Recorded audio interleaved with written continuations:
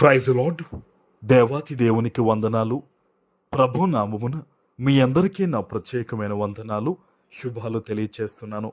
ఈ దినము కొరకు ఏర్పాటు చేయబడిన దేవుని వాగ్దానము మొదటి రాజులు 19వ అధ్యాయము 8వ వచనము. అతడు లేచి భోజనము చేసి ఆ భోజనపు బలము చేత 40 రాత్రింబగళ్ళు ప్రయాణము చేసి దేవుని పర్వతమని పేరు పెట్టబడిన హోరేబునకు వచ్చి. దేవుని నామానికి మహిమ కలుగునుగాక. ఈ ఉదయకాల సమయంలో సర్వ సృష్టికర్త అయిన నీ తండ్రి గొప్ప వాగ్దానాన్ని నీకు అందిస్తూ ఉన్నారు. ఆమెన్. ఆనాడు ఏలియా గారు బదరీ వృక్షము కింద కూర్చుండి, నేను ఇంక చనిపోతానయ్యా, నా ప్రాణము తీసుకో అని భయాక్రాంతుడై ఉన్న పరిస్థితుల్లో దేవుడు అతనికి భోజనము పెట్టి ధైర్యపరిచి 40 రాత్రింబగళ్ళు ప్రయాణం చేసేంత శక్తి బలమును దేవుడు అనుగ్రహించారు. హల్లెలూయా. ఈరోజు అదే వాగ్దానాన్ని దేవుడు నీకు ఎందుకు ఇస్తున్నారో తెలుసా?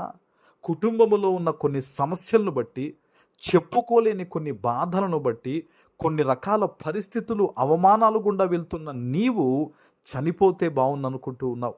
నా ప్రాణం తీసుకోయ్యా అని దేవుణ్ణి అడుగుతున్నావు. ప్రభు నీ ప్రార్థన విన్నాడు గనక, నీ కన్నీరు చూశాడు గనక, ఇదిగో దేవుడు చెప్తున్నాడు, ఆనాడు ఏలియా అటువంటి పరిస్థితుల్లో ఉంటేనే అతనికి బలం ఇచ్చి, ఆహారం ఇచ్చి నడిపించిన నేను ఈరోజు నిన్ను కూడా నేను మేళ్లతో తృప్తిపరిచి, నీ జీవితంలో సంతోషమునిచ్చి నిన్ను ముందుకు నడిపిస్తానని సజీవుడైన యేసయ్య ఈ వాగ్దానం ద్వారా ఈరోజు నీతో మాట్లాడుతూ నిన్ను బలపరుస్తూ ఉన్నారు. హల్లెలూయా. నువ్వు ఏమాత్రం కూడా బలహీనుడివి కాదు, బలహీనురాలివి కాదు. నీ చుట్టూ భయంకరమైన అప్పు బాధలు ఉన్నాయేమో, కుటుంబ సమస్యలు ఉన్నాయేమో, రోగములు నీ మీద పడుతూ ఉన్నాయేమో, ఎన్ని పడినా సరే ఇదిగో దేవుడు నీతో మాట్లాడుతున్నాడు. ఆయన నీకు కావలసిన ఆహారమును దయచేయబోతున్నాడు. ఆమెన్. ఆ రోజు ఏలియా కావలసిన ఆహారమును ఇచ్చిన దేవుడు ఈరోజు ఈ వాగ్దానాన్ని వింటున్న నీకు కావలసిన ఆహారము, అది ఏ రీతిగా నీకు కావాలో, ఏ రీతిగా నిన్ను తృప్తిపరిచే ఆహారము పెట్టాలో అది ప్రభువుకి తెలుసు. ఆయన నీకు దయచేయబోతున్నాడు. ఆమెన్. ప్రియులారా, మీకు ఒక విషయం చెప్తున్నాను. వాగ్దానం వినేవారు అనేక మంది ఉండొచ్చు.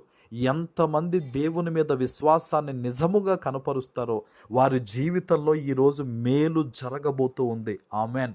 ఇది దేవుని వాగ్దానం. ఇది మనుషులు ఇస్తున్న మాట కాదు ప్రియులారా, ఏదో 4 నిమిషాలు చెప్పే మాట కాదు. ఇది దేవుడు నిన్ను ప్రేమించి నీతో మాట్లాడుతున్న సమయం ఇది.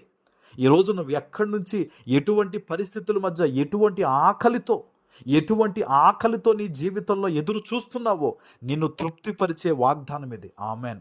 నేను చనిపోతాను ప్రభువా, నా వల్ల కాదు ప్రభువా, నా ప్రాణమును తీసుకో అన్నాడు ఏలియా.